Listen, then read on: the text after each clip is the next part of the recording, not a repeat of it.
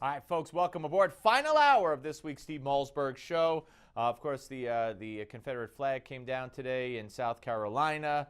You also have, we've been talking about all day, more talk about Donald Trump.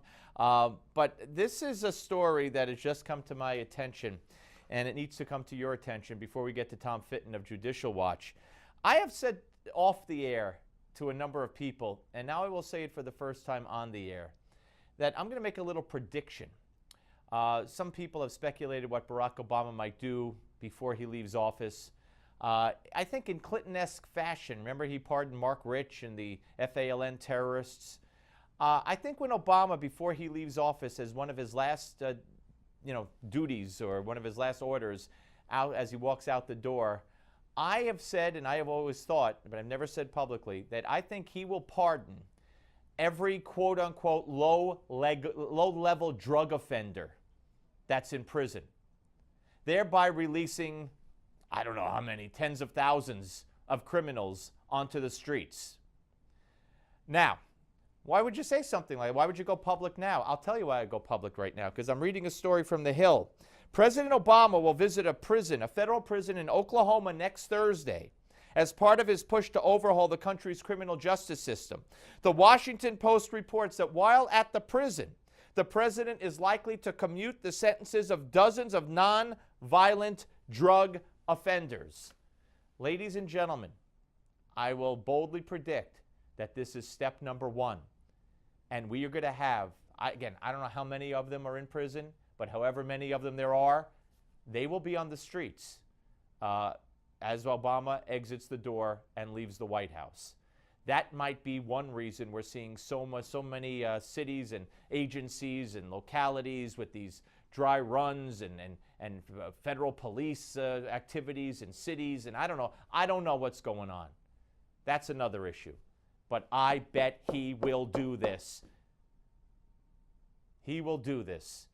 And then let everything be damned. All right, let's go to Tom Fitton in a second. But first, I want you to watch this. You know, you're starting with so many assumptions that I've never had a subpoena. There is nothing. Again, let's take a deep breath here. Everything I did was permitted by law and regulation. I had one device. When I mailed anybody in the government, it would go into the government system.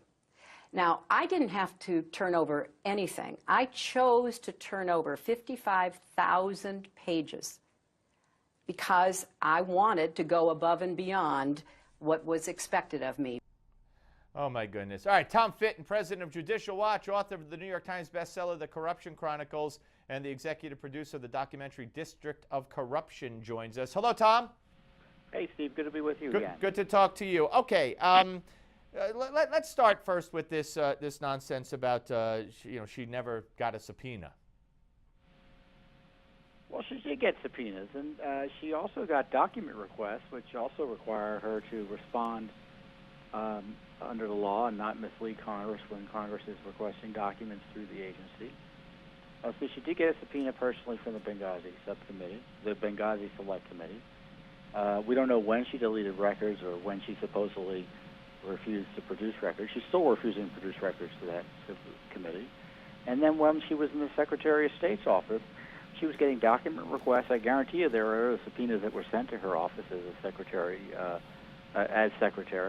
that she avoided. And so the law required her to respond and to look at those documents and to respond after looking at those documents with responsive material.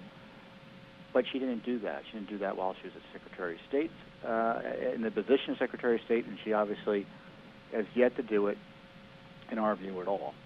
All right, let's move on to some of the latest smoking gun documents that Judicial Watch now has on Hillary.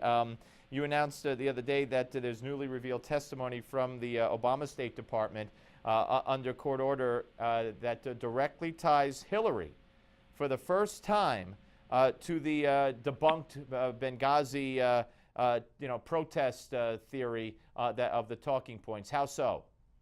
Yeah, back in 2012, just before the election, they put out, after the attacks, some talking points, some Benghazi talking points that were used by Susan Rice and others to tell a big lie to the American people that the attack was a result of a spontaneous demonstration in response to an obscure internet video. And in fact, it was a well-planned, well-coordinated terrorist attack. They knew that from the get-go, yet I think they chose to lie. And Susan Rice said this was based on intelligence, and there's no evidence of that. But we found last year that the White House was involved in these talking points, and just the other day, the State Department admitted to us they had an email where the Benghazi talking point shows up in an email to Mrs. Clinton. And it says, you know, it's the Benghazi talking points. They said it was talking points. They had found it before, but they didn't think it was related to our request. I don't know, we asked about talking points, and they somehow figured that that wasn't related. But they subsequently got some more emails from other officials who had also these special separate email accounts that Hillary says were just par for the course. And so they admitted they had that material. Guess what? They don't want to turn over any of it to us, and they're citing this deliberative process privilege because evidently, you know, figuring out what to do in response to the public response to their big lies using Benghazi, using these talking points, is a privileged communication internally in the government. All right, well, what exactly, Tom, does the email show? You say an email to Hillary Clinton regarding mentioning the talking points. Does it show that she had a role in this? That did it show that she knew these talking points were not right, not true? What did it say? Well, that's the big mystery, because the Obama administration and the State Department are withholding in their entirety this email chain. So what Hillary was told about the talking points, what she may have responded, which may reflect what she knew about the talking points, and what to do next, all of that is not being disclosed by the Obama administration. Now, this privilege they're using to keep that record secret, there's nothing requiring them to assert it. They could release this if they decide to. You know, we'll have to go to the court to fight over this potentially, but there's nothing preventing them from releasing this material in their discretion. But they evidently think that it might chill the frank deliberations that occur when senior staff are preparing points or other draft remarks for use by senior department officials in addressing a matter of public controversy. So they don't want to talk about the cover-up because that might prevent future cover-ups. That's how I interpret that. That's a great way of looking at it. What's the latest on anything new on Lois Lerner? Well, there's always something new on Lois Lerner. The government found 1,400 plus new Lois Lerner emails. Remember those emails that were deleted and weren't recoverable and weren't on backup tapes? Well, they weren't deleted, they were recoverable, and they were on backup tapes. And we've been fighting the administration to get access to those new emails. They wouldn't tell us when they're going to give them to us. Finally, there was a court hearing last week, and Judge Emmett Sullivan ordered the IRS to start turning over those emails once a week every Monday. Guess what? Monday came and went, no emails. So the soonest we're going to get them now is Wednesday of next week, 2 weeks after the judge said to turn them over once a week every Monday. Do they get penalized for not handing them over on time? I don't know. They think the court order doesn't apply to them, evidently. I don't understand why they would take that risk with the federal court judge, but then again, they've been obstructing the court from the get-go on this Lois Lerner issue. But the other emails that we have on Lois Lerner are astonishing, the ones that have been released, because they detail they provide an exhaustive account of a meeting that Lois Lerner and other IRS folks had with the Department of Justice about the idea of prosecuting the same groups that evidently she was suppressing.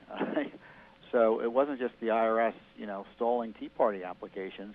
It was the Justice Department and the FBI talking about prosecuting these very groups. This is Nixonian in its stature, and and shame on the media. And God bless your group, sir.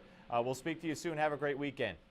Thanks, Steve. All right, take care. All right, David Horowitz of the David Horowitz Freedom Center is next, folks. Don't go away. He's coming up on the Steve Malzberg Show on Newsmax Television.